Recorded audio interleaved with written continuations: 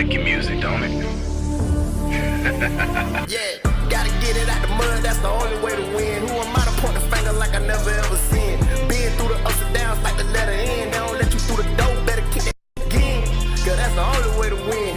That's the only way to go. Gotta get it out the mud, gotta get it out the flow. Cause that's the only way to go, let's go. Shooting, lights out.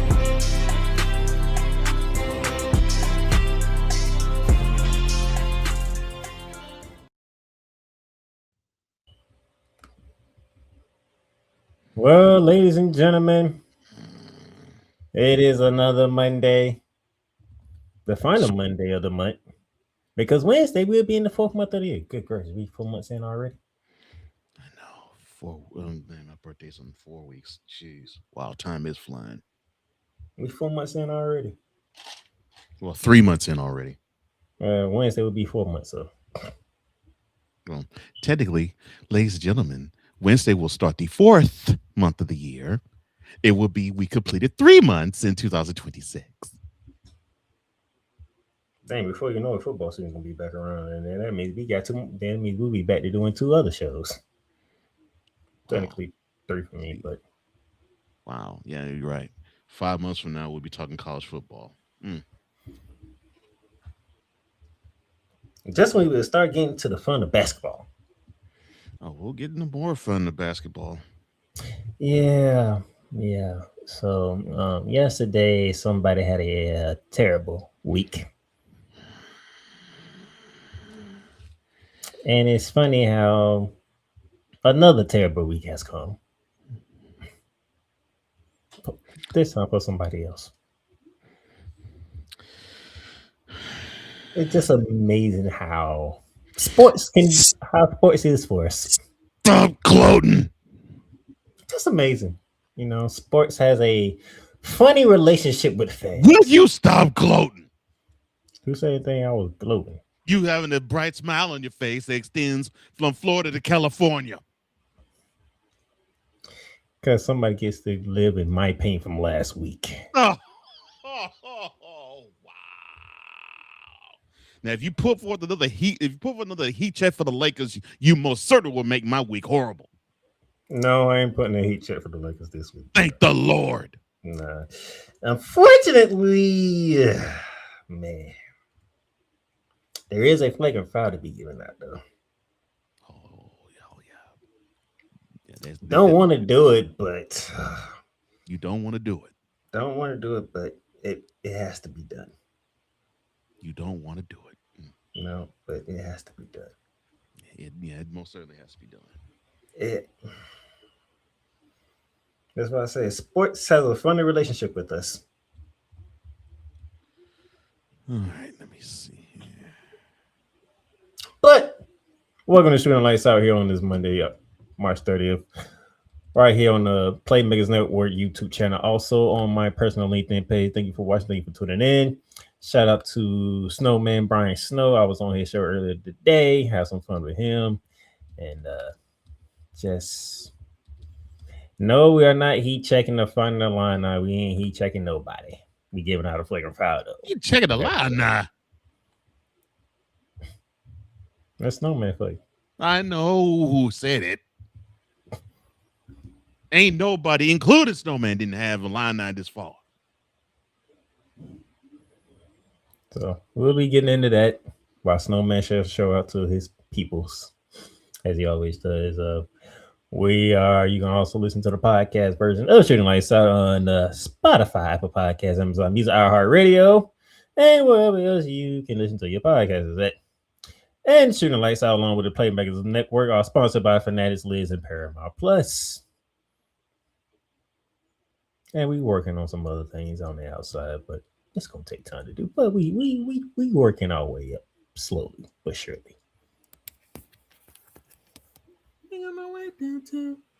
And then with that being said, first segment of the day, sir, is called the in and out. No. Backcourt violation? No. Posterization? No. Hey, that might be a good one, but no. Posterization does sound fun. What I'm missing? What am I missing?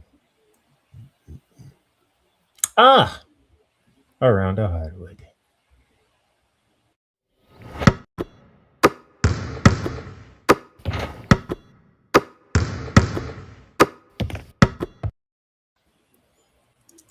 And as we go to around the hardwood, I do have some information to give out first. After I did my research, all of it is all WNBA stuff, but we have some information to give out. Mr. Kobe Johnson, the new CBA deal, as he disappeared for a minute. The new CBA deal in the WNBA is 7 years. This deal will go all the way through to 2032. So, Mr. Johnson, the new CBA is 7 years. Well, congratulations. The owners did get a victory in that one because I really believe that the players should have argued for it to be much, much shorter. And I'm thinking they probably only went as far as 3 or 4. I think they should have started them at 1 and then try to muscle their way up so they can have a shorter deal in place. But the owners got a good victory. The having a collective bargaining agreement being 7 years, that's more to their favor than to the players. But to the players' credit, they understand that they are incrementally making strides, and I think that's what they had to understand.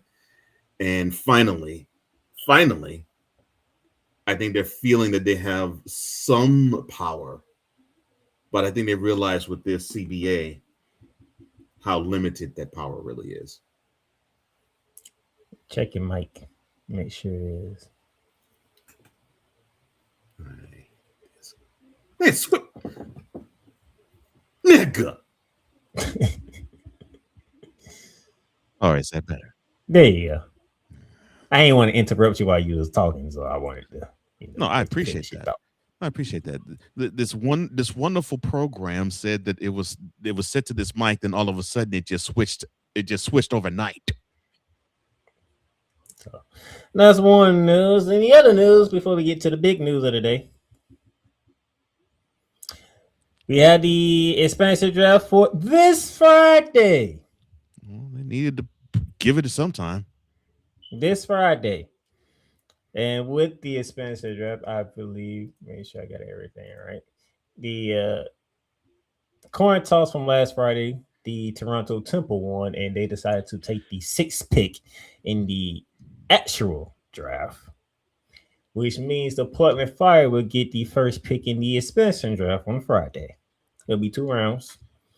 Both teams would get 6 picks each in each round.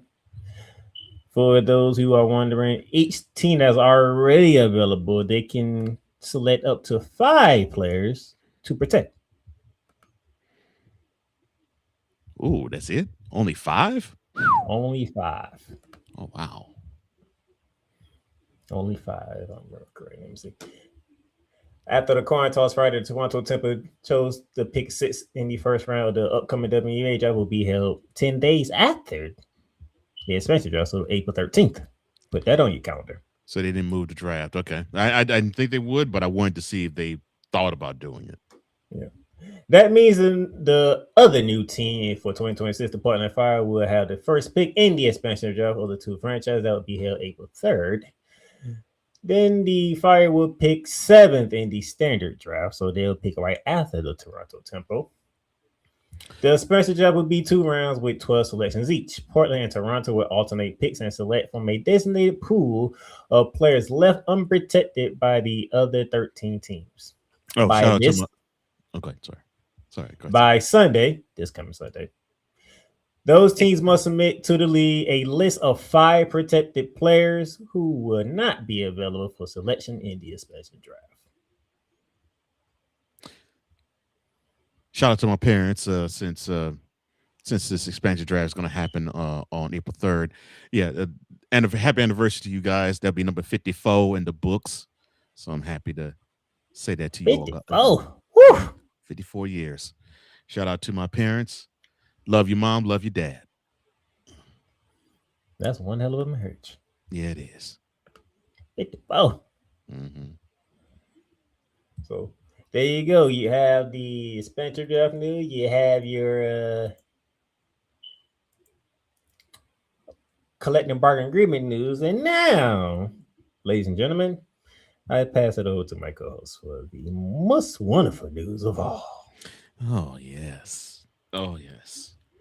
Now the WNBA can begin prospering because the Connecticut Sun have reached an agreement to sell the team. And yes, they're going to sell the team to Tillman Fertitta. Now, you might not know that name. Playmaker does. I'm sure probably even Snowman does. Some of you might, but for those who don't, Tillman Fertitta is the current owner of the Houston Rockets. So now he has the controlling interest of the Connecticut Sun, and they will move from Connecticut back to Houston come 2027. The WNBA Board of Governors still needs to approve the sale of the move, and the Sun are being sold, not the Suns. The Sun are being sold for just the last year. This last year you have to do that. So after this season, you won't have to worry about that no more. Right. Oh, Lord. The Sun, not to be confused with the Suns, are being sold for a record $300 million. Sources told ESPN. The team will play in Connecticut for the upcoming season, that's this year, before moving to H10 and becoming the Comets once again. Yes! Justice has prevailed. The Connecticut Sun president, Jen Rosati, she had this to say toward the Associated Press. Quote, I would have loved to remain in the region for our fan base and for the fact that I think this region deserves a women's basketball team. At the same time, it wasn't my decision, and I'm at a point now where my focus turns to making this the best season we can have and a memorable one for our fans. It's an opportunity to say thank you to them. Close quote. The UConn's women's basketball team is enough of what?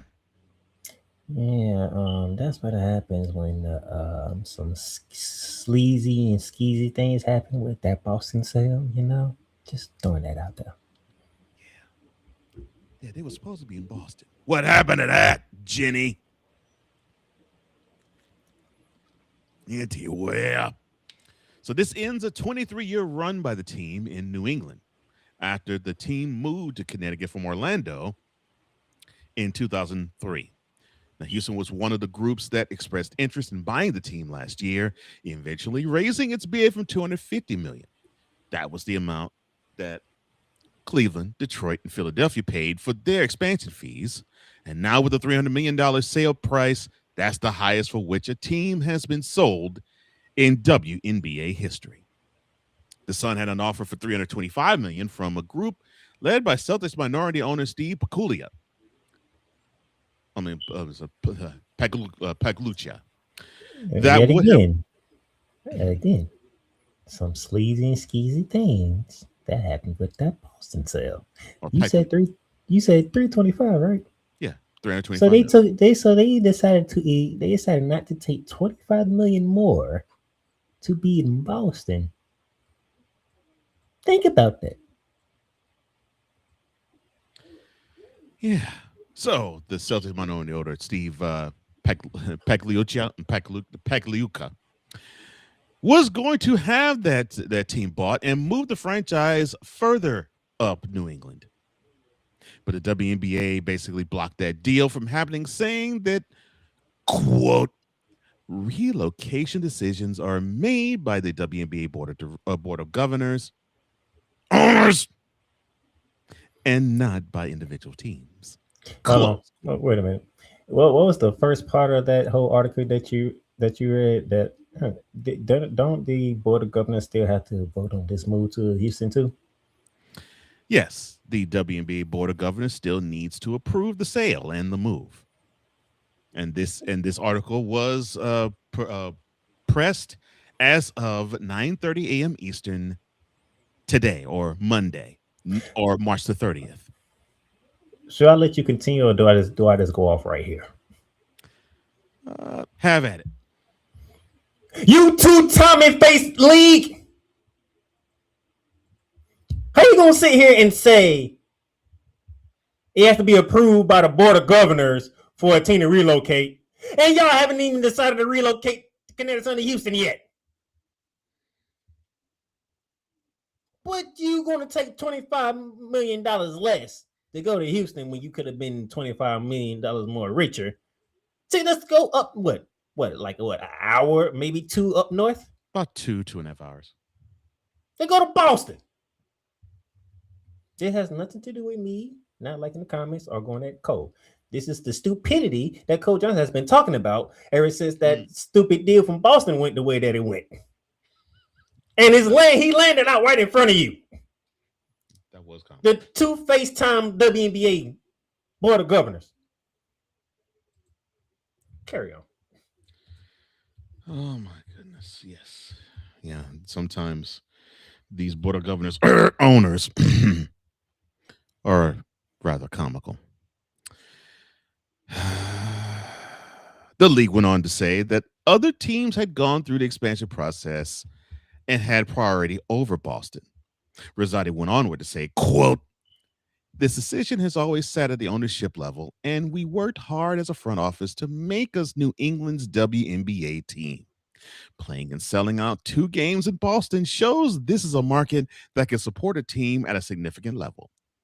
Close quote. They support UConn's women's team. That's good enough for them. You can't compete against them. Have fun. I'm sorry.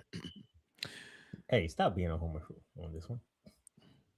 Puppet Kathy Engelbert, WNBA Commissioner Kathy Engelbert, said during a news conference to announce 3 new expansion teams that Houston was up next. Now, since Mark Davis bought the Las Vegas Aces back in 2021, the league has also added new owners that have some sort of an NBA tie, like the Valkyries, for example. They came into the league last season. They were owned by the Warriors. Portland, Toronto, they're coming to the WNBA this season. Of course, those ownership groups are connected to NBA teams. The next 3, which will be in Cleveland, Detroit, and Philadelphia, all of them are owned by NBA groups in those cities. And should the Sun move to Houston, they will be owned by an NBA team too. The WNBA just agreed to a new collective bargaining agreement last week where teams need to have top-notch facilities similar to those of NBA franchises. But you ain't paying them jack. Announcing the deal now allows the franchise to have clarity for potential free agents who could sign with the Sun next month.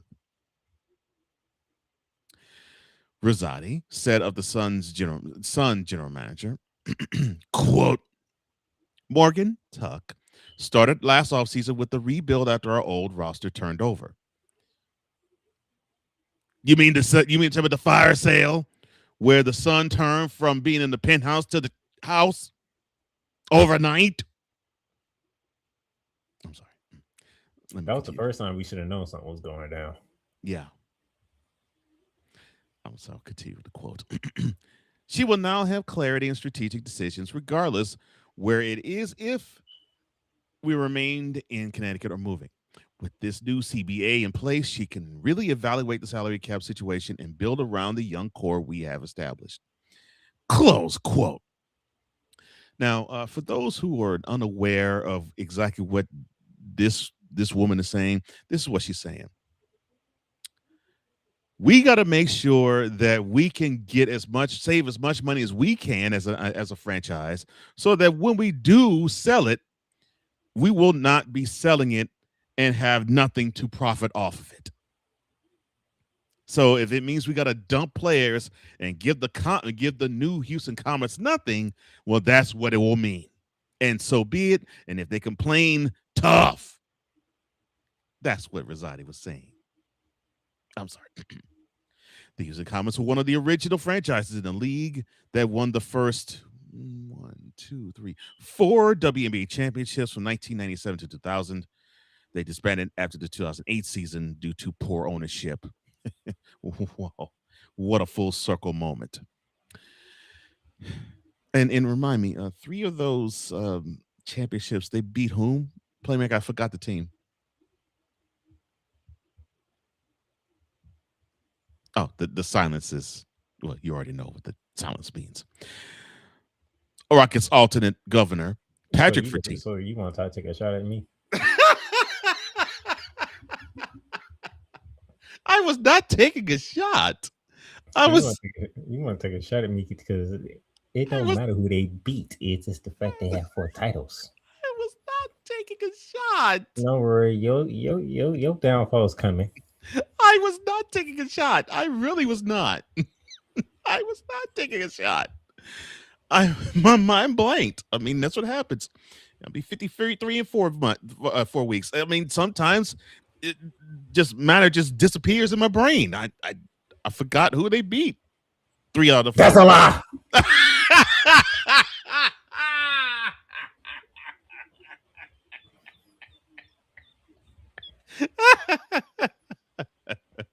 Oh my gosh, that was beautiful. Thank you, Palmika. That was beautiful. Rockets alternate governor, Patrick Fertitta, he had this to say about the matter. Quote, "My family and I are thrilled for the opportunity to bring the Houston Comets back to this incredible city. Houston has a proud championship history in the WNBA, with banners from the Comets' 4 historic championship seasons still hanging in the Raptors of Toyota Center, which they did not win any of those in that building, I may add. We believe the time is right to begin the next great era of Comets basketball, and we look forward to working with the WNBA as we move through this process." Close quote. Now, the last WNBA team to move cities was the Aces. They relocated from San Antonio 9 years ago. Now, Rosati went onward to say, quote, "What I don't want people to forget is that the Mohegan tribe stepped up when nobody wanted an NBA team, and there were NBA owners folding franchises left and right. I hope that regardless of people's feelings around this, they'll remember that we had a really supportive ownership group that poured into the franchise for over 2 decades. The decision they made now doesn't erase the fact that they were there for the WNBA in a time of need and kept them going when it wasn't popular as it is now to have a franchise." Close quote. And yet y'all didn't fight for that Boston sale. And committed a fire sale last all season. We could keep going, but we got a lot to get through. Yes, we do. And I would love to continue to roast Jen Rosati because she's trying to play PR exec for the Sun. Admit it, sister. Your team is poor and broke, and they needed to sell them and get the money and turn a profit. Deal with it. Move to Houston or get on elsewhere. And then you still taking $25 million less, which is stupid. That makes it even funnier. I'm like, you mean to tell me you took a deal from a city, from an owner that actually finagled you to ask for $25 million less, and you're moving it further away from where you are than up 2.5 or 2 hours northeast. That makes it even funnier. Even though some crap that we're about to enter into later on this program is really going to make me sour, that made me laugh. Thank you, Jen Rosati. Dummies. You and Kathy Engelberg, you dumb as hell too. Like I said, she's a puppet. You thought I was lying. I'm gonna harp on this 25 million because this is just stupid. Granted, okay, yes, Cole is waving no victory flag. They getting the comments back, yay! But he know how stupid y'all are. Yeah, you turned down $25 million and a move that's a whole lot more feasible to boot. And guess what? Y'all come in and say, Oh, we wanted to keep the team in the Northeast region. You had the opportunity. Thank you for Cole Johnson for being my co-host because he knew exactly what I wanted to say and put it in proper perspective because I probably wouldn't have said it right then. You had the opportunity.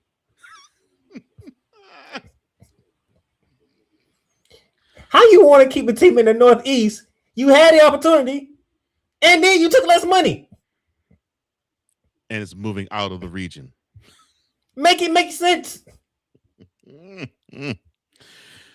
Oh my! For all you that was fans of the Sun and enjoy having a WNBA team in Northeast, because trust me, that Boston area, I don't care what y'all say, that Boston area supports basketball, with no doubt. Yeah, y'all can be angry. I have no qualm with y'all being angry because yes, I don't either.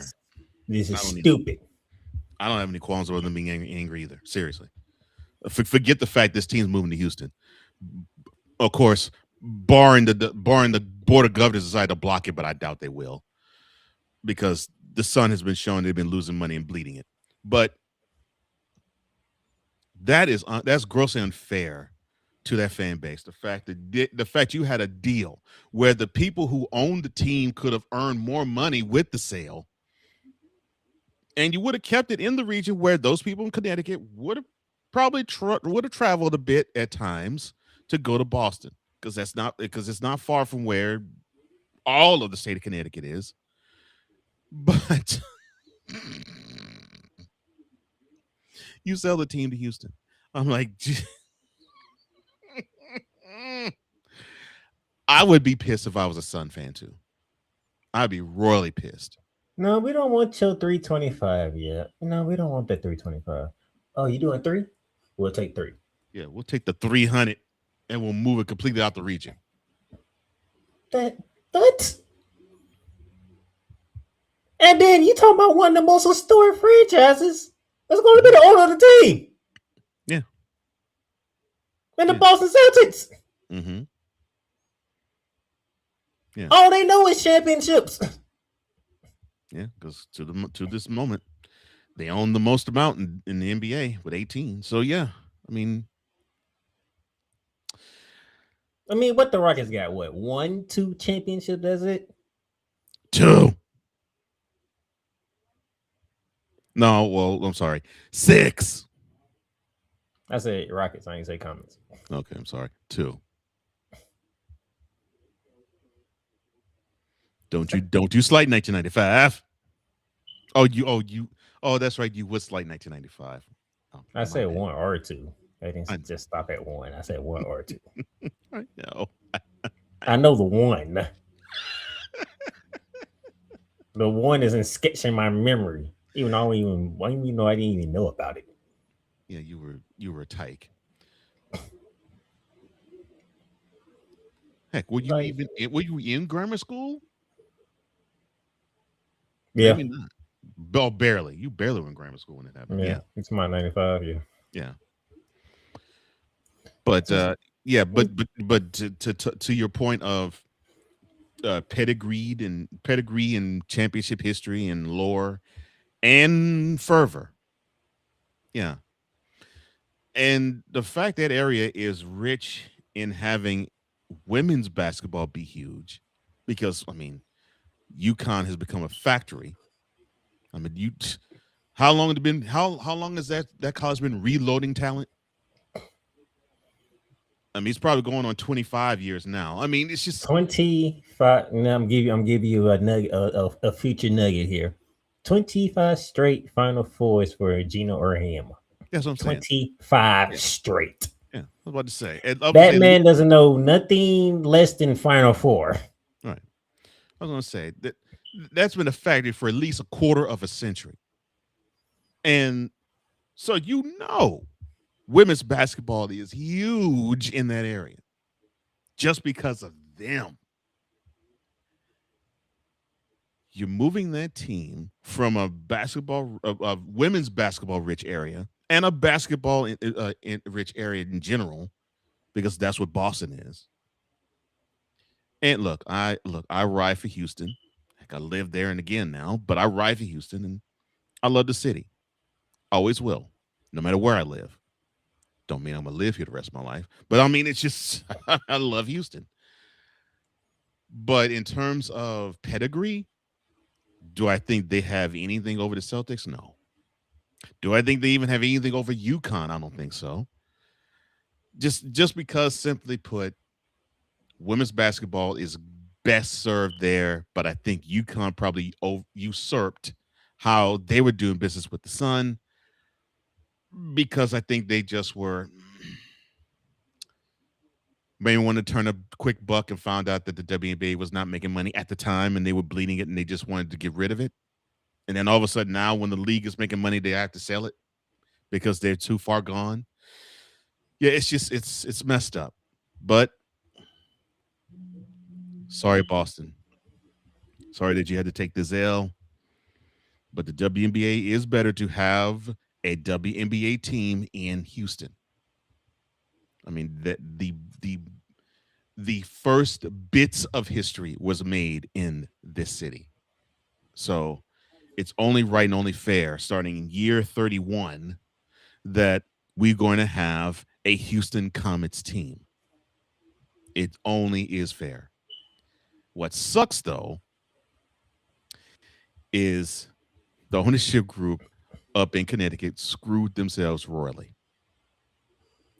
Heck, you might as well think that they're a hoes the way they got screwed. How you turn down $25 million?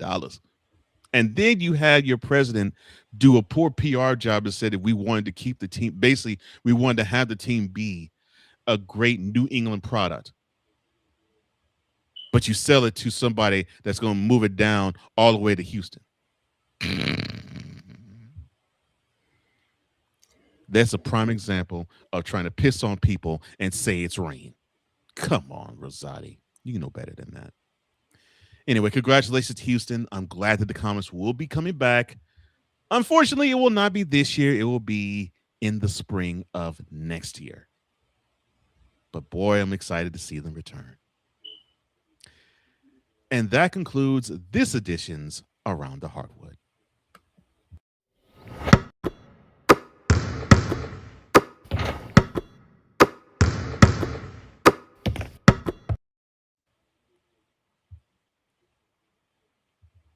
The stupidity.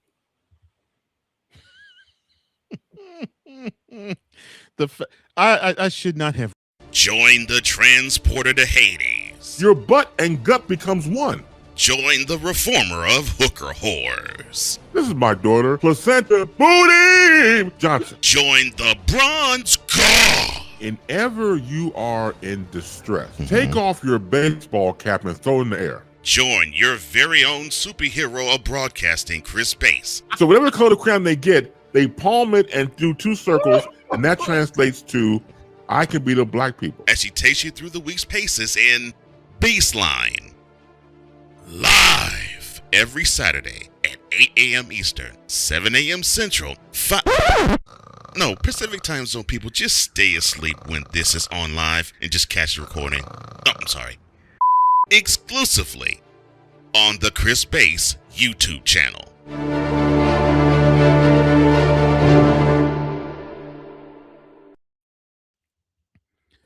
I should not have read the fact that them clowns turned down $325 million.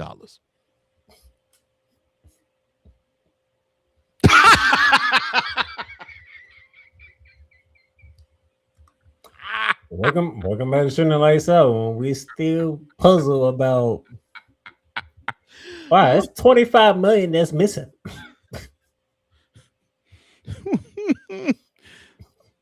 Well, we will eschew 325 million to stay within the region. We'll take 300 million, and it will go out the region. Okay, I'm sorry, my bad. I still find it hilarious. Nice. Oh my god! So we had to screw somebody else to Really? get the first legendary franchise back. All you had to do is making a special team for Houston. Like, come on. Right. Just make an expansion team for Houston, call them the Comets, and move that team from from Mohegan, Connecticut to Boston. Problem solved. Because you're going to need a team in Boston eventually anyway.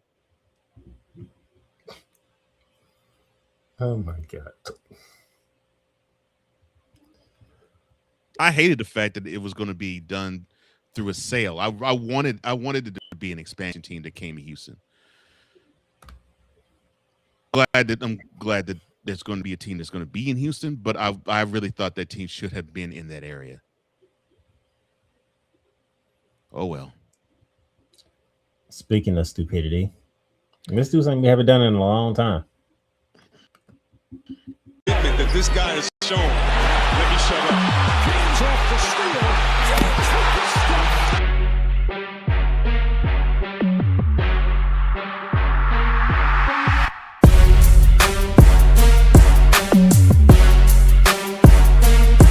Rebound by Adams, his sixth. Morant blows by Primo. Attack.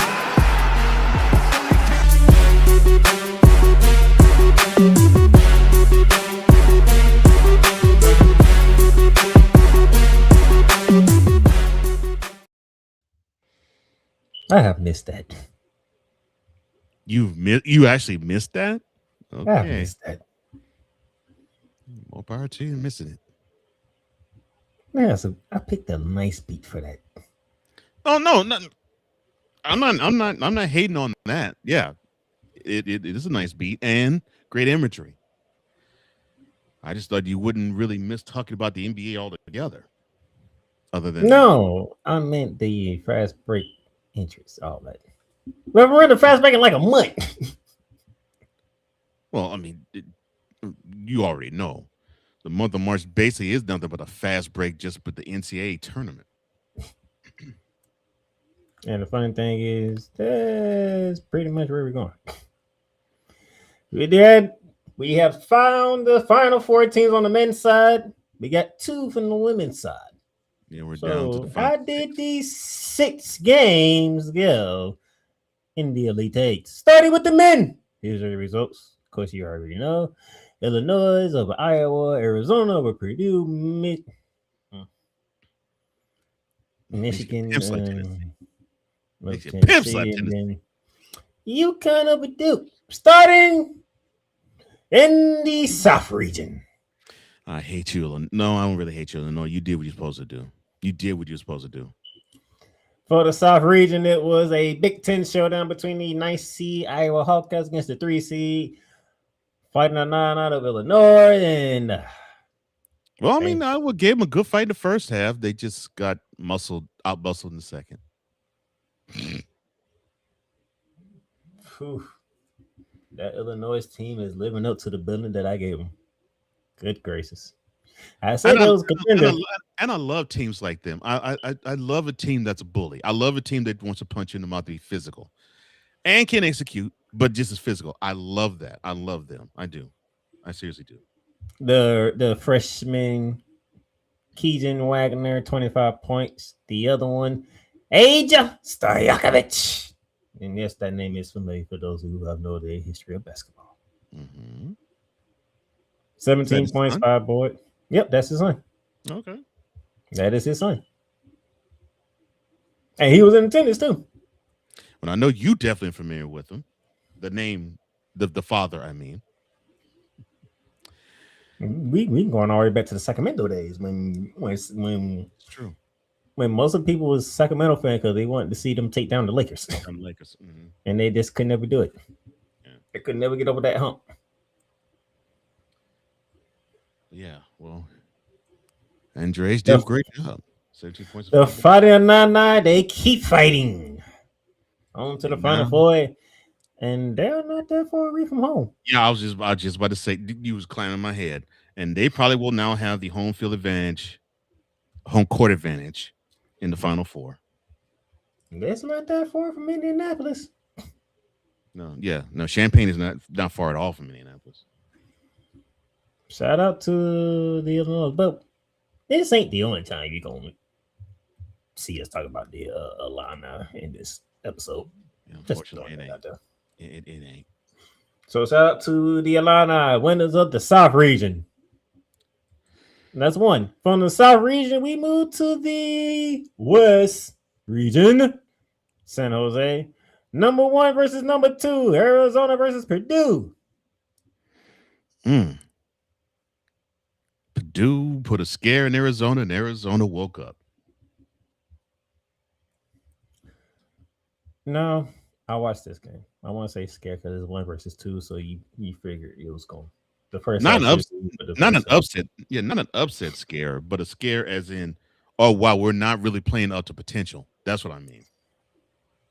Second half, it was from what Coach Tommy Lloyd said, he pretty much gave the players the opportunity to have halftime to themselves. He said the coach thought we're gonna leave, and then y'all figure it out and go. Beautiful strategy. Sometimes you gotta have the players chew one another out, and then say that we gotta come together.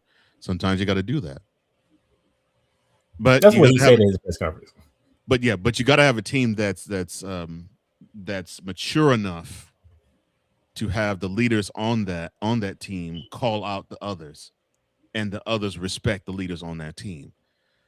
So the coaches have to understand. Okay, so we got the maturity in the room where we can like say, yeah, they played like garbage the first half. We're gonna let them figure this out. Freshman Cole Pete, who I told y'all since game 1. And ironically, guess what game 1 was against? Florida. I said then. Yeah, Kobe, yeah, he one of them. Yeah. 20.7 boards. The other freshman, Burrows, and the senior leader, you say leadership, right? James Bradley, 14 points each. Yes, sir. To put the Arizona Wildcats in the position they haven't been in since. Wow. It's been a minute. Wow. Yes, it's the same number that we be getting on the WNBA for right about now. 25 years. Yeah, it's been a good minute. First Final Four appearance since 2001. Wow. And yet, the Wildcats are here. They are a problem. Can anybody stop them? And now they look like they'll be the odds-on favorite to actually take it all. So those are your Saturdays Elite Eight games. Sunday Elite Eight games took us to the Midwest, where I can't even say the Tennessee show up because that game was back and forth like for the first 5 minutes, and did Michigan just. That's what I'm saying. I was saying Tennessee did show up. It's just Michigan were like, you just simply don't belong on this court. This ain't one of those when we look at a team like y'all just didn't show up. This ain't one of those. This is one of those. No, they just got dominated. Yeah. Michigan said, yeah, we don't want to be around y'all no more. They just straight up dominated. I mean, it's one of those you just tipped your cap to Tennessee, like, dog, man, that just wasn't your night. It was one of those performances. They just went in. Yeah. Yatsin Lindenberg, 27.7 boards, 4 assists, 5 Wolverines in double figures. Ouch. Yeah, they whooped that butt, bro. And Dusty May back in the Final Four. And Dan. Dusty May back in the Final Four. Michigan back in the Final Four. You got 2 big teams in the Final Four. Yeah, 2 Big Ten teams, yeah. And then from the Midwest, we go to the East in Washington, D.C., and the stunner of the weekend. A bunch. The stunner of the weekend. The stunner of the tournament. No, that's the Iowa, Florida. Iowa, Florida. No, I'm sorry. No, sir. Because nobody had Iowa getting to the Elite Eight. Well, no one had UConn going to the Final Four. And it was possible. It was possible. It was possible for Iowa to go over on Florida. Not saying that it was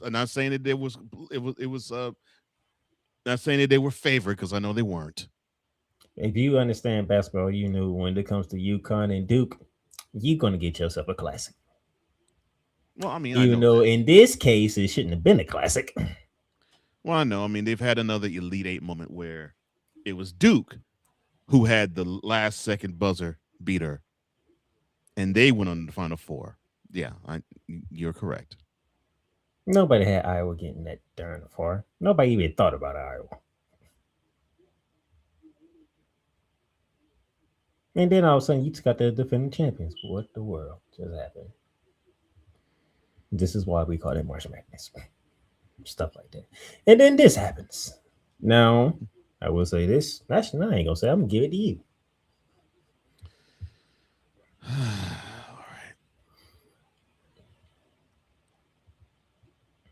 right. Oh, Lord, I can't believe this. Taurus Reed Jr., 26 points with 9 boards. And part of the more amazing things from him, he learned how to play with 4 fouls and not fouling out. Yeah, which I think that's a bigger feat than an NBA player playing with 5 fouls and not fouling out. The crappiest part about this whole game, Duke had UConn down 19 points the first half and 15 points by the half. And they still were up by 2 after free throws were made with about 5 seconds to go. And Boozer's son decides to do something boneheaded and stupid and throw a pass with 2 men in front of his face when all he had to do was hold on to the ball and get fouled. Don't pass the ball, son. Hold on to it. No. He does a dumb move, throws a pass, tries to throw it across court. It gets tipped by one of the 2 men that was on him. And then a three that is landed with 0.3 seconds to go in the game made Duke look absolutely stupid. Now you got all the Tar Heels fans dancing a jig as if they won a national championship because of that boneheaded decision. You're supposed to be the best team in this tournament. How could you be boneheaded enough to squander a 19-point lead and have a piss-poor execution of holding on to the ball, knowing you need to be fouled with under 5 seconds to go in the game, and you have a 2-point lead? How, son? How? And I'm not even a Duke fan. That's sad. And this now is in the record books. This is the largest blown lead by a number 1 seed in NCAA tournament history. Congratulations, Dukies. You've made history by being stupid. Now you have Cool, who's smiling from ear to ear because he got what he wanted. Hubert Davis is gone, and he has now Duke not seeing them in the Final Four, being embarrassed the way they are. Pitiful. Durham should be holding a funeral right now for how stupid, and that school's supposed to be full of scholars, how stupid that last 5 seconds was.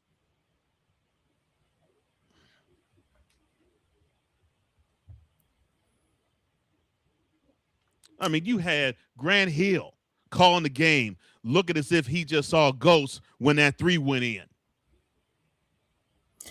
That man shot that 3 from Maryland. Yeah, I was about to say it wasn't in DC. He shot that from Maryland. Mm-hmm. Yeah, it was deep.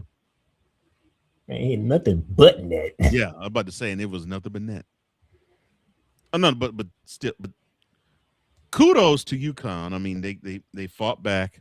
Just goes to show you what a quality club that and quality human being Dan Hurley is, and a quality coach he is. They got a bunch of fighters, and they prove it once again. And here they are, They're now back in the Final Four, where 3 out of 4 years. and it's familiar territory for them. Dang, John. We gave you praises last week, and then now we gotta look at you and be like, for all the praise that you give you, we don't see a championship Wait. with your name on it. We don't see nets being cut down. Nothing with your name on it. That's a kind of a problem, you know.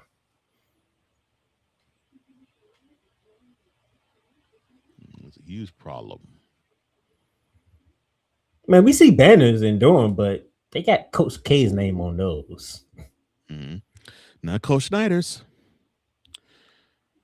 And I'm gonna tell you, Duke was hard on Coach Krzyzewski until he finally won his first win in 1991. No, 1992. They were hard on Duke. You can't win the big one. I don't know why you're on the team. I don't know why you're on the sideline. Yeah, you talk a good game. You look good. You look stellar, but you can't beat you. You have these embarrassments in the Final Four.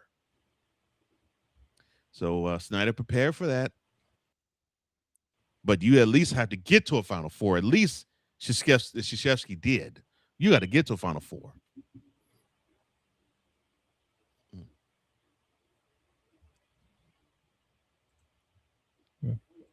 Let's see. You had a lead last year against Houston. You had A a lead. lead with like what, 1 minute to go in the game? A little more than a minute to go in the game? A good lead. Not like 1 or 2 points, like 7. Yeah,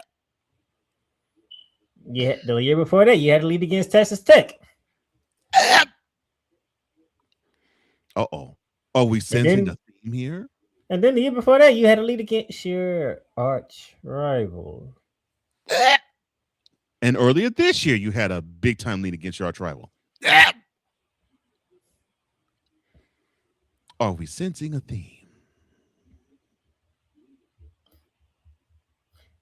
I know people are like, you can't put that on John Shire. You got to put that on Kaden Boozer. But no, I can put that on John Shire and not the whole team. You know why? Because what does that first half say? That says 44-29, right? 44 points that they scored, 29 that they allowed. Trying to make sure my glass is working like they're supposed to. And then the second half looked like, did that flip? Well, for exception, Duke only scored 28. But yeah, it basically did flip. They allowed 44, only scored 28. See, there's one thing that I know about prestige and blue bloods and all that. And I could go on a rant on blue bloods concerning my Florida Gators, but that's for a different show at another time. I'm so sorry for your for your Gators. You going to halftime, you know the other team is named UConn, which means they're not going out quietly. And they have 2 of the last 3 championships to date under their belt. And even though a lot of us don't like Dan Hurley coaching style, we all know he don't go down quietly either. You don't go down quietly at all. And we know he don't go down quietly. We know the team ain't going down quietly. Mm-hmm. Yeah, they will not go gentle in that good night. What do we always say? When you have a team like that down, just go ahead and punch their lights out. The foot on their throat and choke them to death. You gotta. That's the mentality you gotta have. You gotta smell. You gotta smell that blood and go for it. You got to, because if you let up just an ounce, a team that can scrap like UConn, they'll take that inch and definitely will get a mile out you. That's just how it is. And we sit here today with Duke going back to Durham, North Carolina with nothing. Duke gone. Duke gone. Duke gone. And guess what? Dan Hurd put a tweet out there, and I can't even refute it. Store is the basketball capital. Well, Because UConn's in the Final Four, men's and women. I was about to say UConn women and UConn men. I wish we'll get to the women in a bit. But Duke, yeah, and like he said, the North Carolina fans, they are dancing and parading around like they won the national championship. Mm-hmm. And which one of these days, somebody need to explain to me why rivalries mean so much more than championship, because I don't understand. I really don't. I don't understand how these rivalries mean so much more than championships.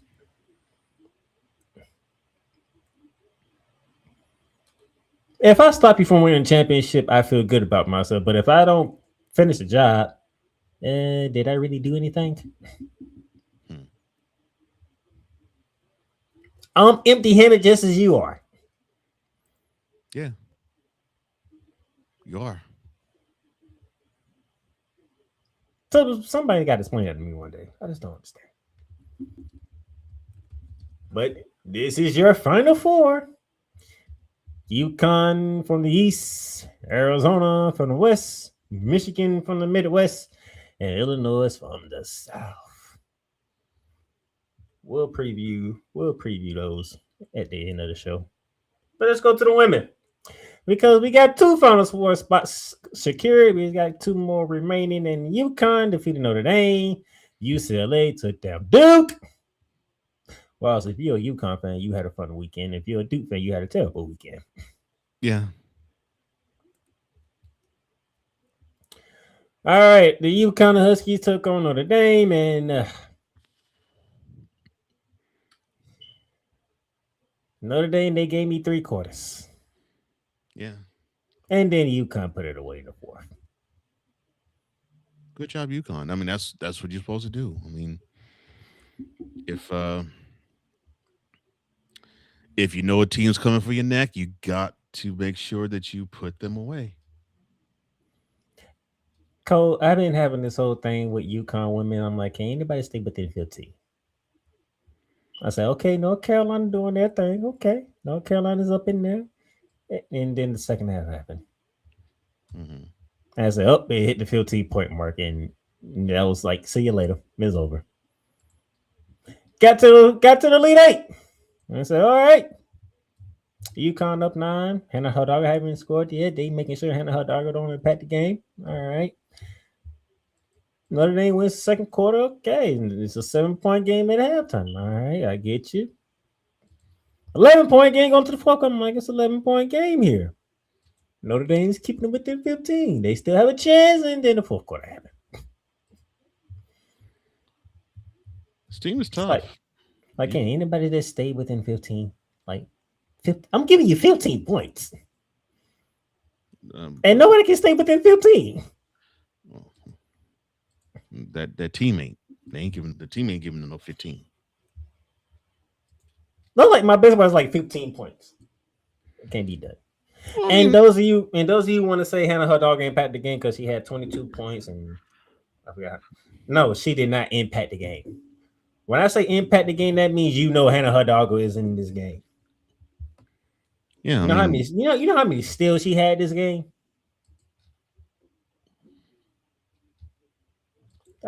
Take a guess how many steals she had in this game against UConn. 5. No, sir. Strong had 5 is on your screen. Oh, okay. 3. 2.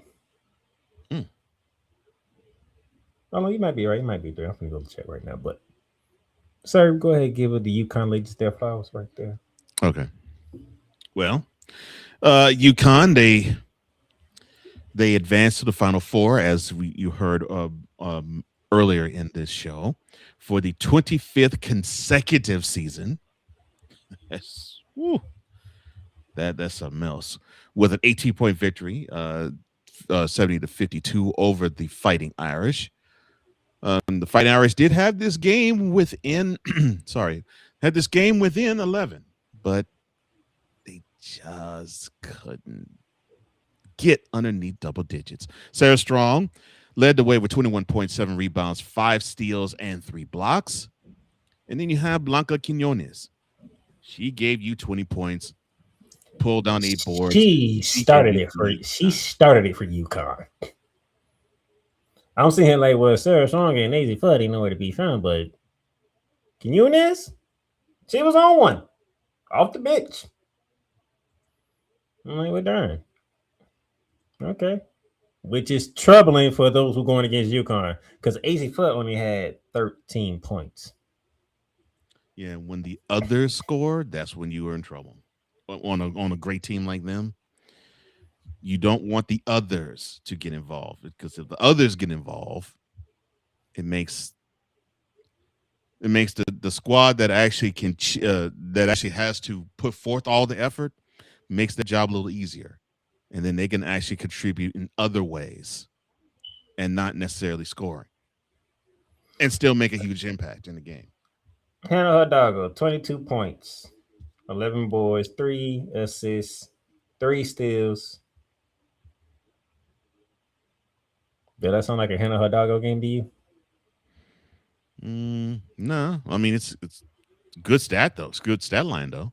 Like I said, the stat line might make you think she had an impact on the game. She had no impact on this game.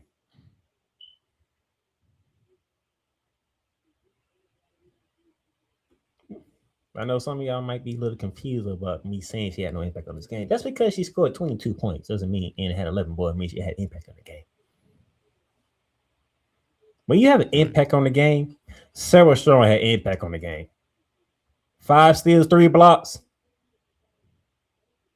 And we ain't just talking about the usual women's block, Coach Johnson. We talking about she tossing shots. Give me that blocks. Not give me that blocks. That's what I mean by impact.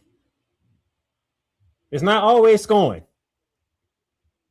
When Hannah Hidalgo led this team to the lead, her impact was not just scoring. It was her stealing the freaking basketball.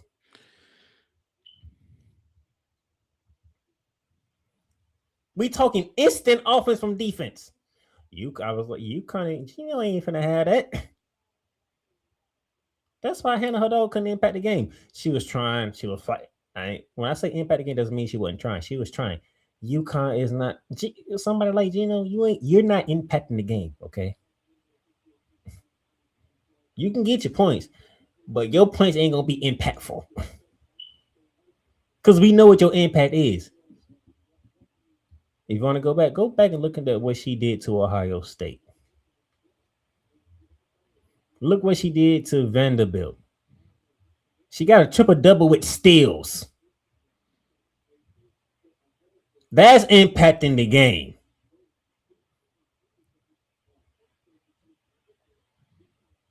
When you got to make the other team worry about, shoot, where can I put this ball at before number 3 come flying around?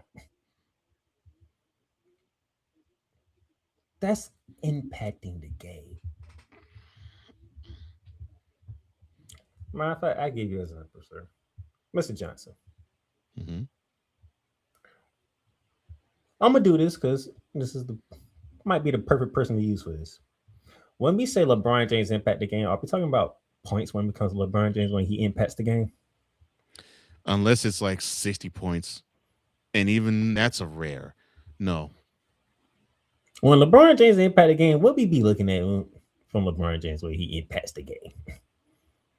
Normally, it's the assist and rebounds per department, but more assists first, then rebounds.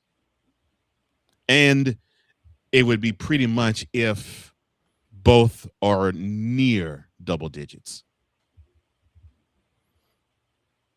When we do finals, the finals collage stuff they like to do. Mm-hmm. When they show LeBron James, do they show him scoring? No, they normally show him if not dimes, blocks normally. That's what I'm going. Because the most memorable moment for LeBron James is what? The chase down block to Andre Iguodala against the Golden State Warriors. Yeah. In fact, the 10-year anniversary of it is coming up. So yeah. Impact is not always scoring. It can lead to scoring. Yeah. but it's not always scoring. When you impact the game, that means the other team is being impacted. It affects the other team. Anybody can score. It doesn't mean it's not impactful. The only one that can score and make it impactful is Steph Curry. Because once he start hitting threes, it is like, well, darn, what can we do to stop him? There's nothing you can do to stop him. No, you just gotta hope he's cold that night. That's impacting scoring. When I say impact the game, Hannah Hidalgo impacts the game defensively as well as offensively.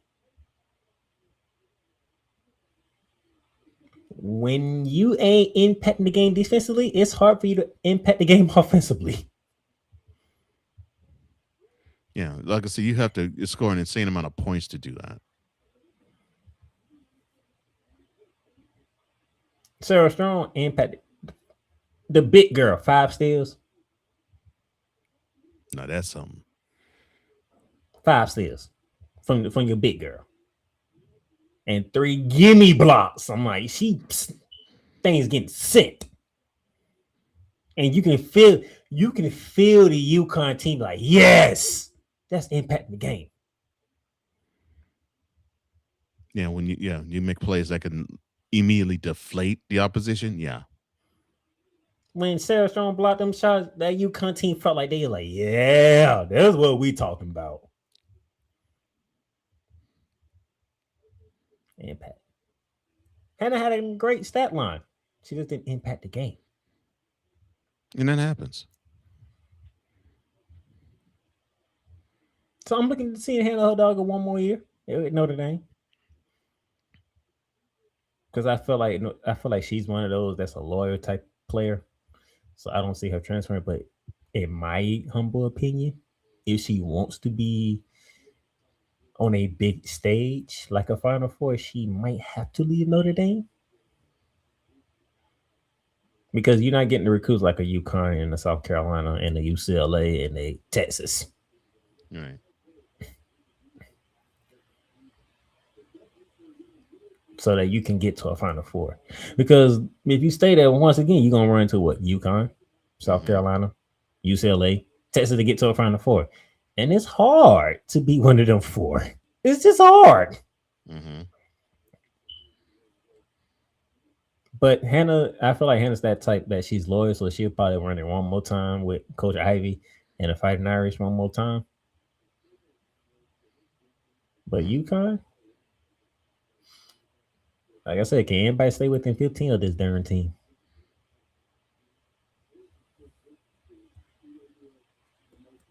Then from there, Sacramento and the UCLA Bruins took care of the Duke Blue Devils, even though I wonder if Coach did the same thing where Arizona did. She left the room and said, how about y'all figure it out? Because that first half, Duke was smacking y'all. And maybe.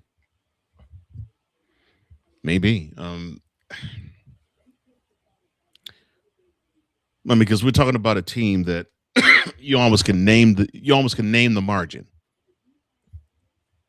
And not only, like you said, not only did Duke challenge them, they were bringing it to them.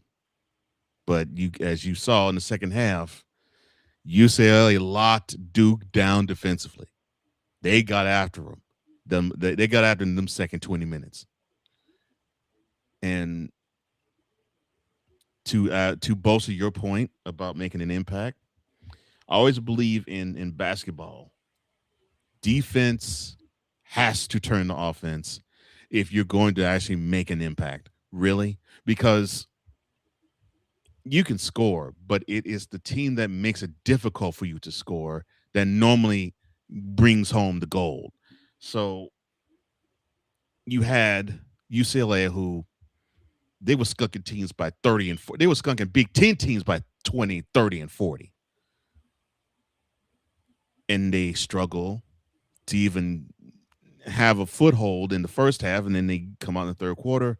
They dominate. Lauren Betts gave you 23 points, 10 rebounds, 5 blocks, speaking of defense, and 3 dimes. the big girl got after it, and she led the way, and that's how you're supposed to do it.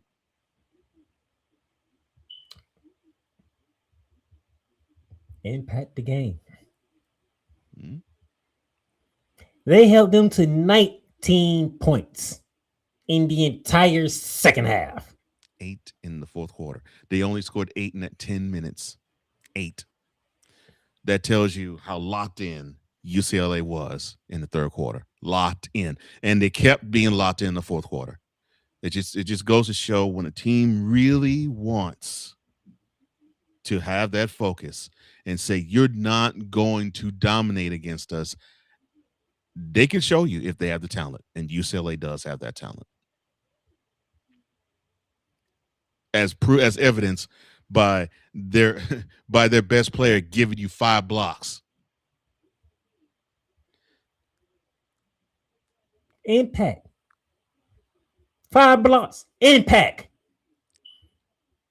That shows that team, like, one, Duke, y'all not coming in here and scoring.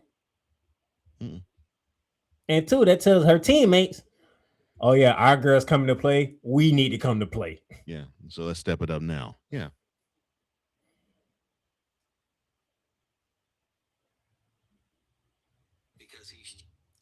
So UCLA, the 1 seed to the Final Four.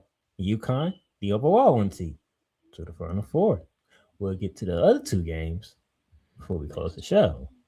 And that will conclude the fast break. That this guy has shown. Let me shut up. James off the steal. James with the stop.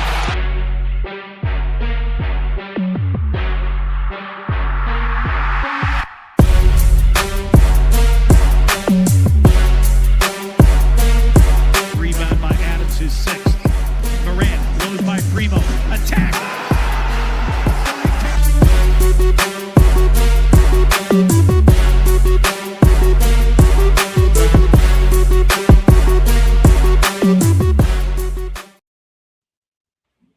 Join Ryan McCarthy I became a Jets fan because Kurt the Frog was my favorite Muppet because he was green, and the Jets wore green. That's how I became a Jets fan. and Dustin Henry ESPN is cashing all in on let's pay a few personalities and we'll just kind of fill in the gaps. as they walk you through all of the world of sports from their perspective. The Albany Empire, it's a literal circus. No credentials required. Where, Ryan, say the tag. Where you don't need a press pass to talk sports. Every Monday at 8 p.m. Eastern, 7 p.m. Central. On YouTube and where you can find all podcasts.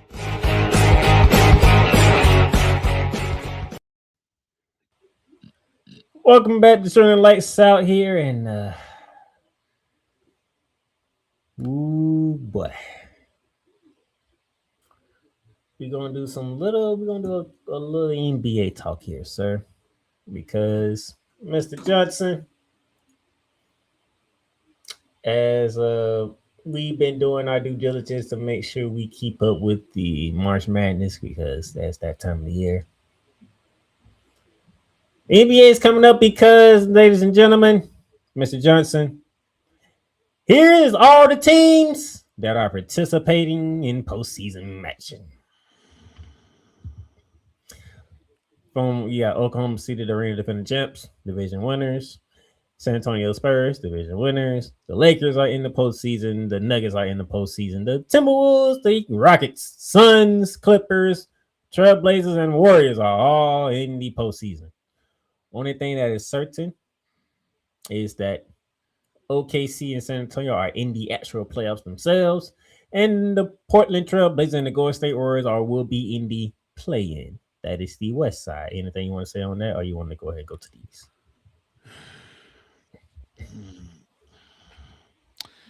Kudos to the Spurs because I don't think anyone had them being the number 2 seed in the West, and pretty much number 2 seed overall. And I think the growth of that team has just about overshadowed the efforts that OKC has. So kudos to the Spurs, man. Kudos to them. And And I'm proud of the Clippers. The Clippers were at one time an 11 seed. They now have moved up to 8. I'm proud of you guys. I'm so You will proud. see the Clippers in the postseason, sir. So you got your wish. Yes, I will see them in the postseason. Will I see them in the first round? That'll be a different story. But yes, I will see them in the playoffs. So I'm proud of the Clippers. To the East we go. The Detroit Pistons, the Boston Celtics clinched playoff spots. They haven't won the division yet. They have clinched playoff spots. Well, so I say, yeah, playoff spots, along with the New York Knicks, Cleveland Cavaliers, Toronto Raptors, Atlanta Hawks, Philadelphia 76ers, Orlando Magic, Miami Heat, and the Charlotte Hornets will all be part of the postseason play. Difference is only 2 teams are actually in the playoffs. Everybody else is fighting to see where they'll be at seeding wise. Cole Johnson, the East. The Pistons started off hot. I think I won't say cooled, but I think the momentum slowed them a little bit. Kudos to the Celtics for not having Tatum and still giving you top 4 seed in the East effort. Kudos to them. Kudos to them. I'm a little disappointed in the Cavs because I expected them to be a little better, but I mean, hey, they still will probably more than likely host a first round series. We can no longer trust the process, obviously, and I'm gonna give it to the Raptors. I didn't think that they would actually sneak up into the top 6. I thought they would probably languish in the play-in area, but I know they have to still win some games to actually solidify that. But still, I did not see them being 5th or 6th. I thought they'd be 9th. I thought they would be where basically the Heat are, but unfortunately, the Heat, they suffered some injuries, and that's why they are where they are. But yeah, definitely kudos to the Celtics. I don't give a crap who you are. You did not see the Celtics being a number 2 seed in the East this year. You did not. But shout out to Jaylen Brown for putting kiwi on uniforms. That's helping people out. There are just certain things, Coach, I just won't let go. So you dip your head into men's chests and you see this black ink that's on them that didn't exist before. Dude puts kiwi on his head. All I say is there's certain things you won't let go. Let me explain it. I'm sorry, dude puts kiwi on his head. No, and I will not let that go because now I'm not gonna call him Jenna Brown no more. I'm gonna call him Kiwi.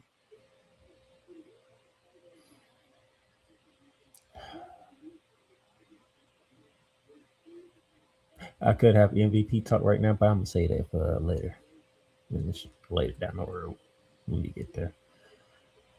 So there you go. Everybody, me and Cole Johnson, we will see some postseason action. Even though I think neither one of us want to see postseason action, to be honest with you. You're right about that. And speaking of which,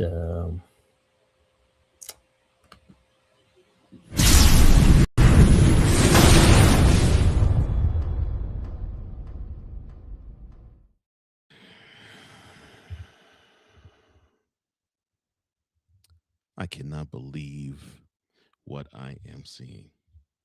Here I am. It is March 30th, 2026.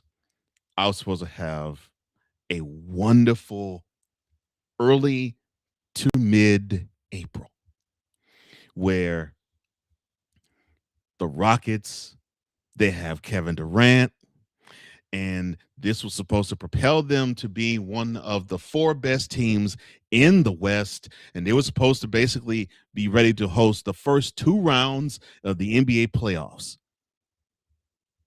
And before then, we were going to have the Cougars, the University of Cougars men's basketball team, avenge avenge that last minute in the national championship 11 months ago and have a gift wrap to where they would have the Sweet 16 and Elite Eight game in their own home city. And they both were disappointed. Let's start with the Cougars first. We didn't even get the Friday. And I'm looking, and it's like 10 minutes to go in the game. And the score was 46-31 Illini. And I'm like, Lord have mercy. It looks like the Cougs, who like to run it up and down to be athletic, they just got out-muscled and outmanned. It's just disappointing. It's utterly disappointing that we have to deal with this again. Kelvin Sampson, I love you, brother. I do. I love you. But your team just don't cut the mustard. It's like in your own backyard.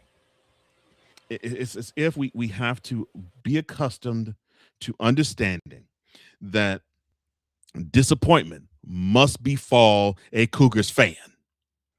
And it's just upsetting to me that this is what we had to deal with. I don't understand this. I don't. Somebody, anybody help me out. How did we get here? How in your very own home city we have to deal with this disappointment? I mean, you got bashed in the paint. You couldn't do jack with rebounding. They grounded you to a halt. And in your own home city, look, the campus is probably, I don't know, maybe 5-6 miles away from Toyota Center. You didn't have that far to travel, and you still acted as though you were the team that weren't ready to play. I was supposed to be on this program, lauding the fact that you'd be one of the 4 Final Four teams ready to go in Indianapolis, that you successfully defended home court en route to getting there, and they would avenge their loss last year to the eventual defending champs, but they decided to get beat 1 round before you did.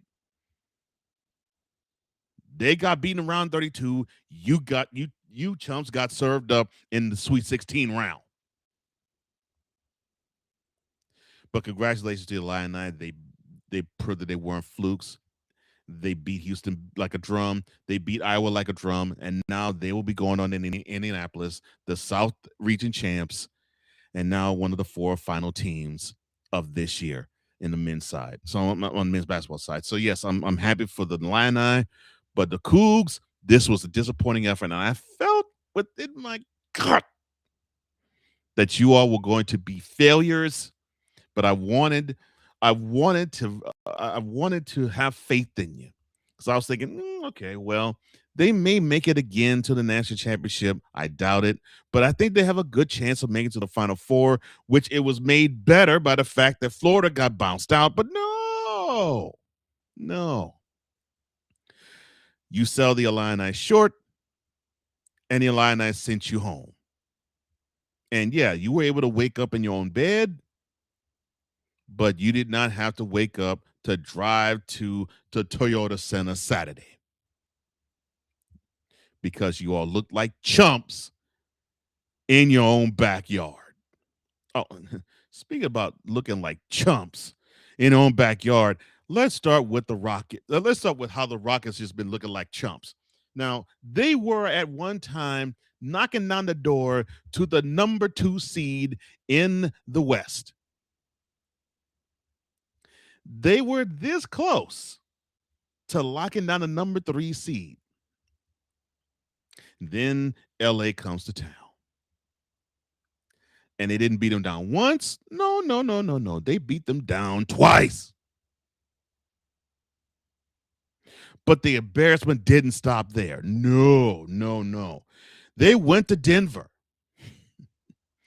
And you would have thought, okay, well, Denver, they were the number 6 seed at the time. The Rockets are number 3 seed. They get skunked. And now Denver's the number 4 seed. The Lakers are now the number 3 seed. But they still need to, they still need to at least scratch their way back up to relevance and back up to respectability. I mean, they played the Timberwolves, went up to the Twin Cities, had a double-digit lead in overtime, only to lose the game. How do you lose a game when you have double-digit leads in overtime? I have no idea. 108 Houston, 95 Minnesota, 3 minutes to go in overtime. How do you lose a double-digit overtime lead? How? How is that possible? So, this is courtesy of ESPN. This is what they had at that moment with 3 minutes ago. 99.7% probability win for the Rockets, which is 0.3 for the Timberwolves. And that was your final score. You chumps didn't even score another point the rest of the game. You chumps didn't score a point the rest of the game. You had a 108-95 lead, and you didn't score another point the rest of the game. You got Kevin Durant that's supposed to be solving that problem. Where he at? Our parent Sengun, who was supposed to be an easy bucket within the paint. Where he at?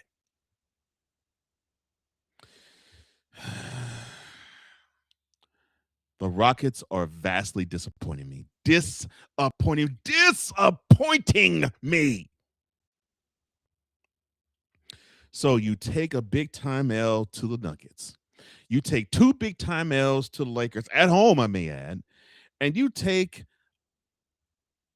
an L to the Timberwolves where you lose a double-digit lead in overtime. Since to the point that I actually asked playmakers, is there any way that the Rockets can sink down to 11th place? They don't even qualify for the play-in round. He was like, nope. The Rockets will at least be in the play-in round. I was like, oh.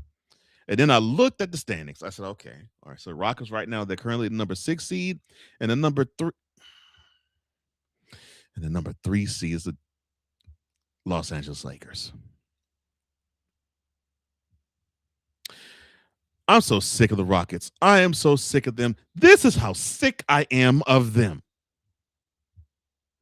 I want them to lose games 1, 2, 3, and 4.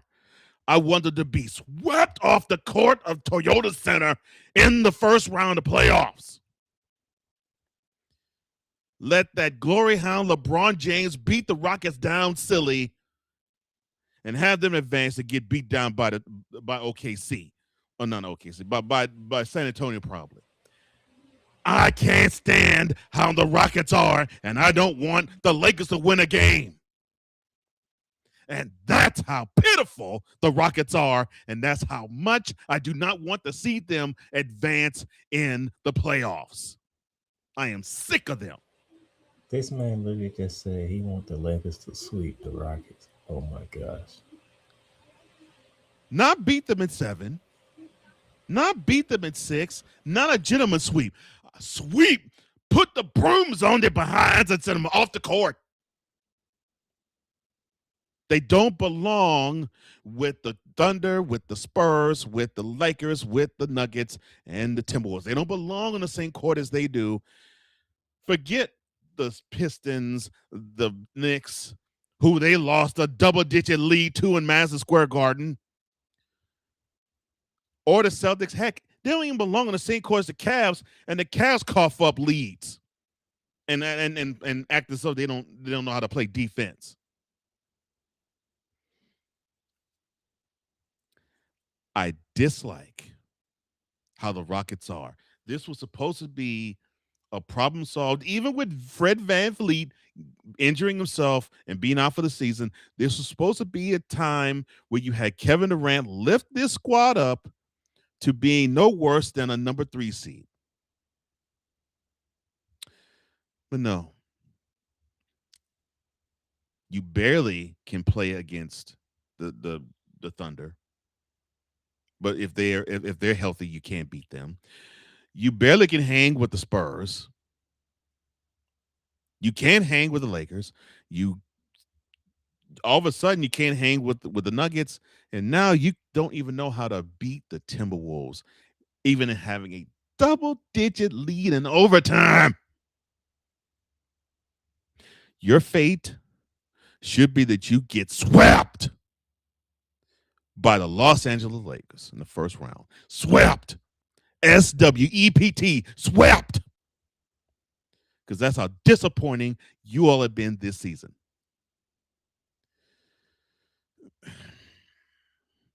And now don't. Retire now, LeBron. Retire now. And you chumps, I want you chumps to go down to them. I hope Luka boogies up, down, and sideways all over you. He scores 40 every single game that you play. Rockets, you make me sick. I can't talk about them no more. You make me sick. I want to vomit.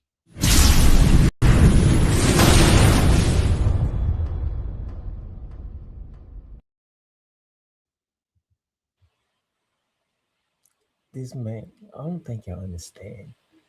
He said he wants the Los Angeles Lakers to sweep the Houston Rockets. The team I love the most, I want them to be swept by the team that I like the least. Yes, swept.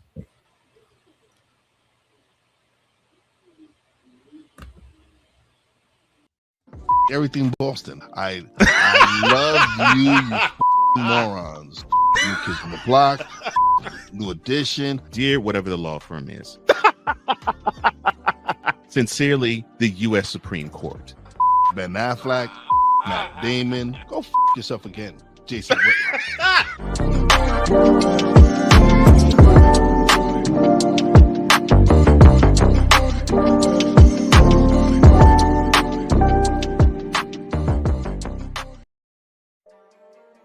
Cool McCain. You thought you wanted Gunther against Chad Gable, but you didn't. And I'm going to tell you why. Chad Gable would take everything that Gunther's done and bury it. The Playmaker. It was on site. AJ Styles walked out there, seen LA like, oh, okay, then LA Knight hopped out the car, let's go. Break down everything in TNA, AEW, and all of the WWE programming.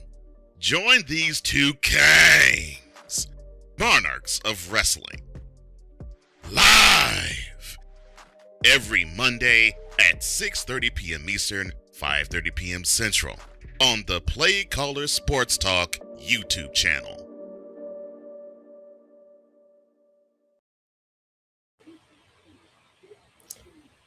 Welcome back. Chicken Nights Out. A fiery fragrant fire has been given out to the Houston basketball. I'm so pissed off. And pissed off. And the bad part is the major ain't over because his Rockets are in the postseason. And I ain't get to Orlando yet.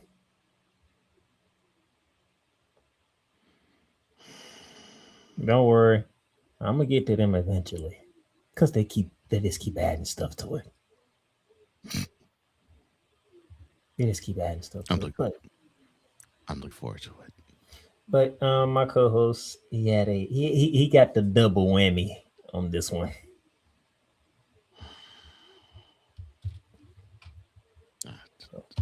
The Cougars disappointed me, but the Rockets, and then and then they boat raced the Pelicans.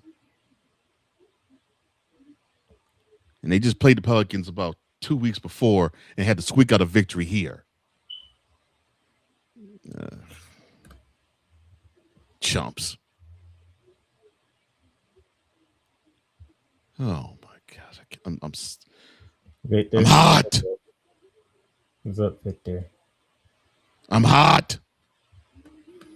And then Snowman, just because I want to hear Cole say it. Well, guess what? That's not a lie, because guess what? They will be in the postseason. To my dismay. Orlando a playoff team. Unfortunately, that's not a lie.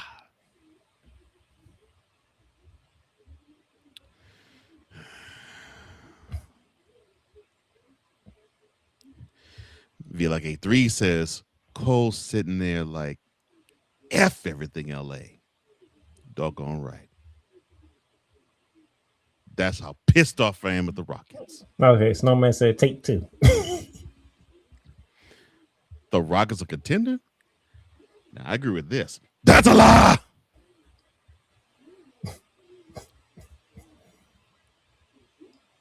Unfortunately, me and Cole, we have to wait till April at least. We can't get out of April. Yeah, that's what sucks.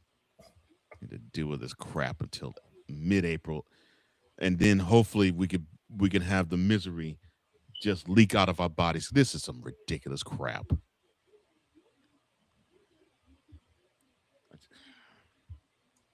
But people were talking all sorts of mad cash trash, saying, "Oh, the Rockets, they could actually contend for the Western Conference." No, they won't. This was back in September. You know, when prognostications were being made and Durant was on the team, and they're like, "Oh yeah, you got Kevin Durant. Oh yeah, the Rockets they're gonna challenge the Thunder." No, they ain't. No, they ain't.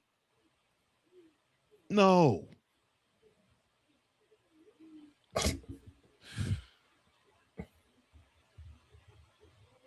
Yeah, somehow they didn't. Okay, so man multimedia says, okay, I'll try this. The Chicago Bulls, a playoff team. That's a lie. I said that the Rockets are contender. That's a lie. I agree with you on that. That's a bold-faced lie. Like A3 says, Cole was waiting for the Rockets to go 1, 2, 3, kick, 1, 2, 3, kick, 1, 2, 3, kick. Unfortunately, they don't play football. Otherwise, I would do that. They just go 1, 2, 3, brick, 1, 2, 3, brick, 1, 2, 3, brick, 1, 2, 3, brick. Snowman Multimedia says, in Cole's mind, the Rockets are contender. Now that's some bullshit. Let's get out of here. Games to watch. It's in college. Let's start off with the men because we know the Final Four is set for Indianapolis. First game on the docket, the South Region champions, the Fighting Illini out of Illinois. They're taking on the winners of the South Region, the UConn Huskies. 6:09 p.m. Both the Final Four and the National Championship game will be televised on TBS. Not CBS. Oh, really? Yes. CBS is not carrying this. Wow. Okay. CBS is not carrying the Final Four or the championship game. That would be TBS. Wow. CBS ceded to TBS. Which I do hate that decision. I think CBS should always carry the Final Four in the national championship game. No, I'm surprised. Yeah. Like you don't have the Super Bowl on a station where people have a hard time getting to. We know it's either gonna be on Fox, NBC, CBS, and now this upcoming Super Bowl, ABC. Makes it easy for everybody to watch. Mm-hmm. The NBA Finals, ABC. Right? ABC. All 7 games. If we get 7 games of the finals, ABC. Not ESPN, not ESPN2, not ESPNU, ABC.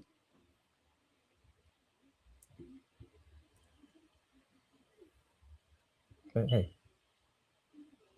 it is what it is. Mr. Johnson, Mm-hmm. final line 2.5-point favorite according to DraftKings. It's the final line, and it's the Huskies in the first game of the Final Four. What Illinois has to do is they're going to have to try to take the scrap out of UConn, and that could pose to be a problem for them. And Illinois has the game. And when I mean the game, I mean they have the strategy and the way they want to play.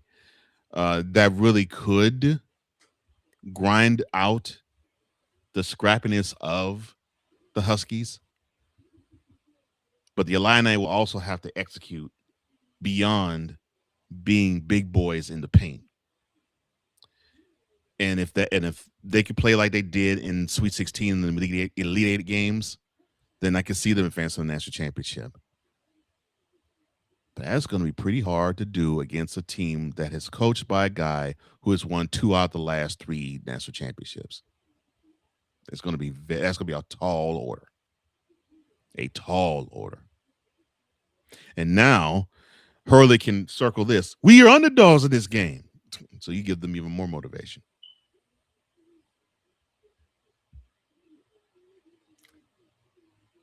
The International Fighting Illini team are physical. Mm-hmm. They are connected. They are fundamentally sound. Mm-hmm. But UConn can scrap too. Yeah, that's what I'm saying. It has to be the Illini have to beat the scrappiness out of UConn, and they got to execute too. That to me is going to be a tall order for the Illini. So that's going to be an interesting game to watch to kick off the Final Four. And then the nightcap, 8:49 p.m. roughly. The number 1 team from the Midwest, the Michigan Wolverines, going against the number 1 team from the West, the Arizona Wildcats. A lot of people have saying, Mr. Johnson, the winner of this game is the one that's cutting down the nets. We'll see. I'm not going to disrespect UConn. And I'm not going to disrespect the Illini either. I mean, again, they big, and I don't care what team you got. Bigs can wear you down. So I don't think it's a slam dunk that the winner of this game is going to be the national champion. But I would say Arizona has a better shot at that than Michigan. This is actually going to be a really good game. I want to see if Michigan can hang with the motor that Arizona presents. And I want to see if Arizona can slow down how a high-octane Michigan can get at times.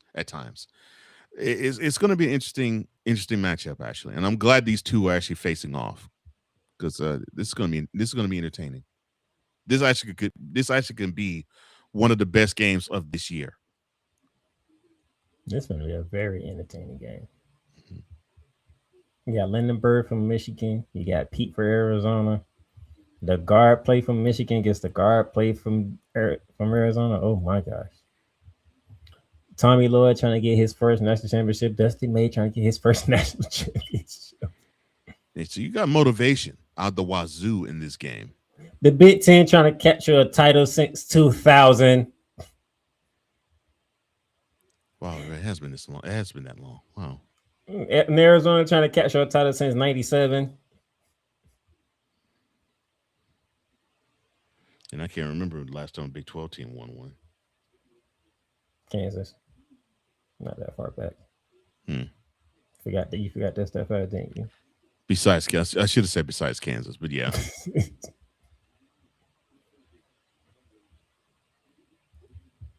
So these two games, it's gonna be some scrappiness.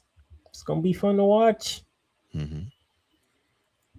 I'm looking forward to both these games, especially I am Michigan too. and Arizona. Oh my I am God, too. that's gonna be. Yeah. You always hear the saying styles make fights. You got two styles that can make good fights, both of them, with these games. Oof, boy. Either this game gonna be high scoring or it's gonna be in a phone book. Mm-hmm. Both teams can do both.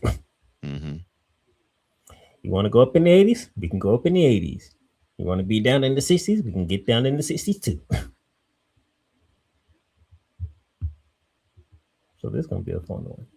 That's Saturday. More importantly, tonight, the women's 2 spots are in UConn and UCLA. You have 2 more spots to fill tonight.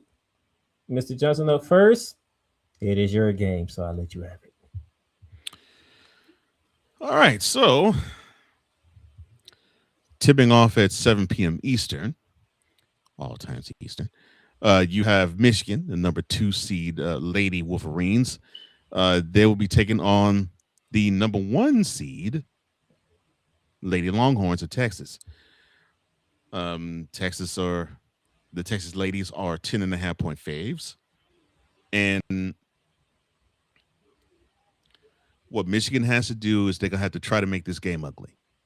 The Lady Wolverines, you're going to have to try to make this game ugly. You're going to have to try to slow the execution of the Lady Longhorns down. You got to make this game ugly. Otherwise, if this game is pretty, if this game is executed very well, you don't stand a chance of beating these Lady Longhorns because they can out execute just about any team in the field. And if you don't come with a little bit more physicality, if you don't come protecting that ball, and if you don't come hitting timely shots and executing down the stretch or even beginning and down the stretch, this night's going to be pretty long.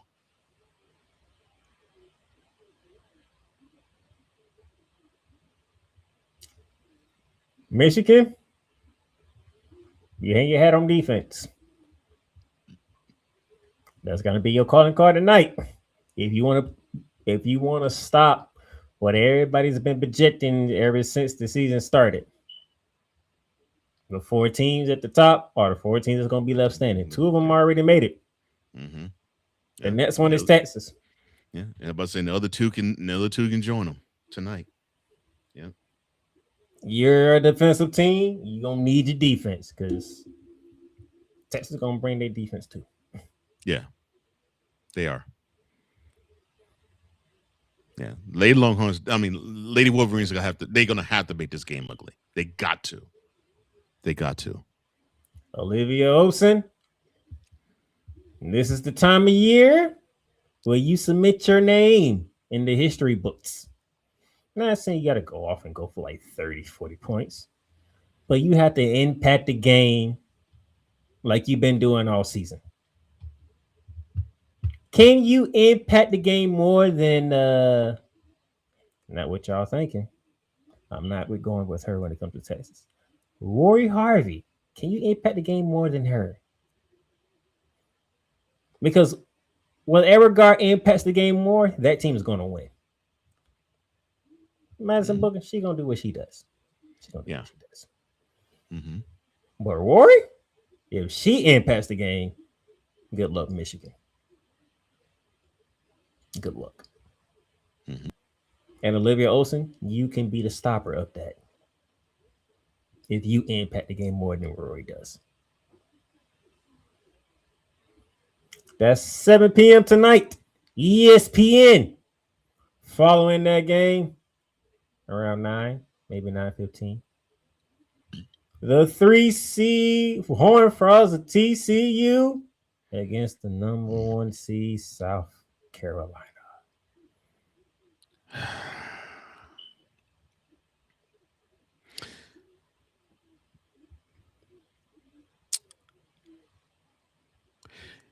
Horned Frogs, you're gonna either have to make this a track meet to match them and execute, You're gonna probably have to shoot lights out.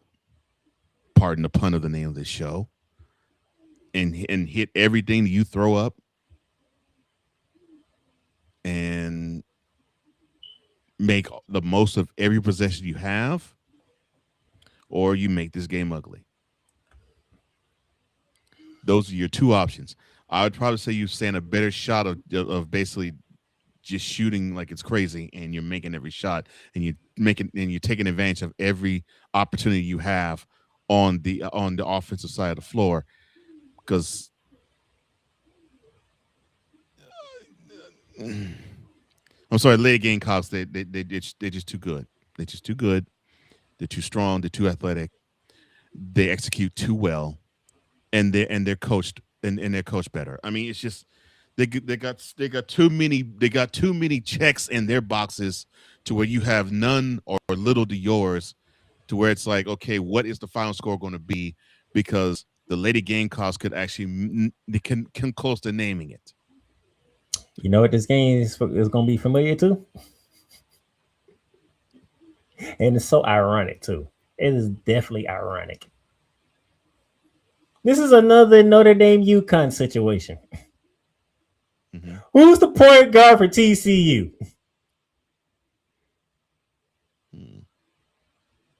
Olivia Miles. Olivia, can you impact the game? Because if you don't impact the game, which I have a feeling you have a hard time doing, because everybody's like, who's going to stick with? I know that answer right off rip. Her name is Raven Johnson. She's going to be on Olivia Miles like right on rice. That's where the execution has to come to play. I mean, the Horned Frogs have to execute. They got to limit turnovers. They got to make the most of every possession they have. Because if not, these Lady Gamecocks, they're gonna make this game look too easy. And you know the bad part about it is, last game Raven Johnson was scoring. Mm-hmm. Raven Johnson don't score. Right. She likes doing the other things. Mm-hmm. Playing defense, setting up teammates, rebounding. That's what she likes to do. She dropped 18 points in the Sweet 16. Mm-hmm. She dropped 18 points. And her high school running mate, who was at Florida State, who was the leading scorer last year, that people must have forgot, Taina Lawson, she woke up in the Sweet 16 and dropped 20 plus. And you know why that's a problem? It's not just a problem because the leading scorer from last year is on South Carolina, and Raven Johnson decided to score. You know what name I didn't mention that we know that can score?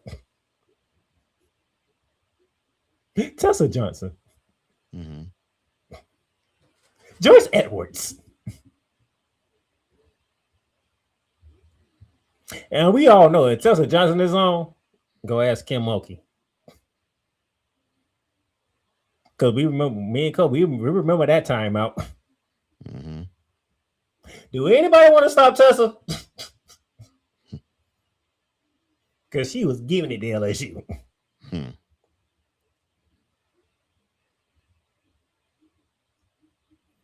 Olivia Miles, you're in the same predicament as your former team is. And your former backcourt mate, Hannah Hidalgo. Can you impact the game for the Horned Frogs?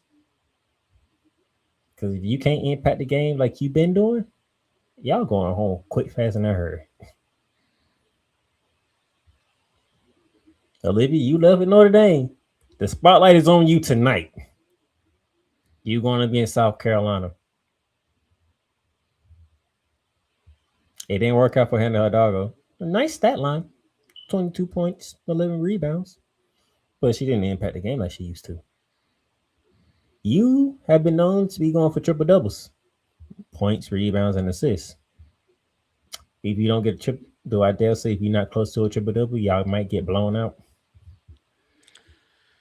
Yeah, you're gonna need a sensational game. You're gonna need a sensational game. Maybe even two. just to stand a chance of being in the ballpark of getting an upset on the Lady Gamecocks. I mean, you got to have at least one, if not two, Lady Horned Frogs to play out of their minds. And that still might not be enough to beat them.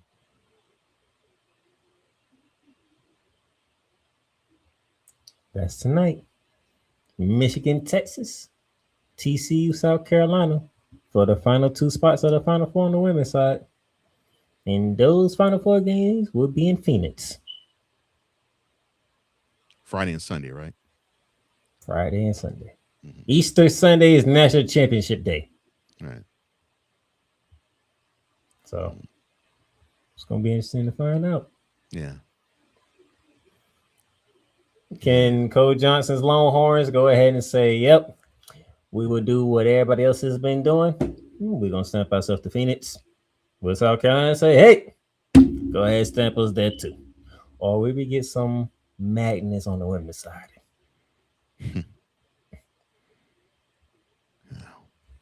I still believe the four best teams in the game on the lady side, still UCLA, UConn, Texas, and South Carolina. I just do not see TCU and Michigan beating South Carolina and Texas respectively. I don't see it. I don't see it. Texas, South Carolina are just too good. So there you go. Enjoy your week of basketball. Enjoy your week, period. Enjoy Easter Sunday. Because the next time you see us, it'll be after Easter. Yes. Happy Resurrection Sunday to everybody. Definitely.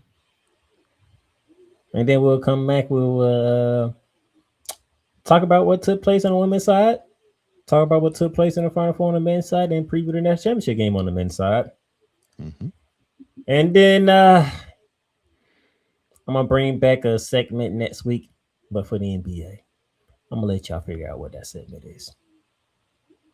Until then, that is Coach Johnson. I am the Playmaker. Thank you for tuning in. Thank you for watching on the Playmakers Network YouTube channel. Thank you for watching on the Playmakers on my personal LinkedIn page. Thank you for watching thank you for listening to us on Apple Podcasts, Spotify, iHeartRadio, Amazon Music, and wherever else you listen to your podcast is at.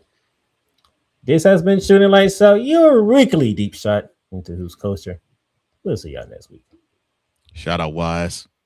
You've done good. You've done great. But you can't stop here. You can't stop now. You gotta keep going. Through all your trials and your tribulations, you gotta keep pushing. Now, finish your canvas. Yeah, gotta get it out the mud, that's the only way to win. Who am I to point the finger like I never ever seen?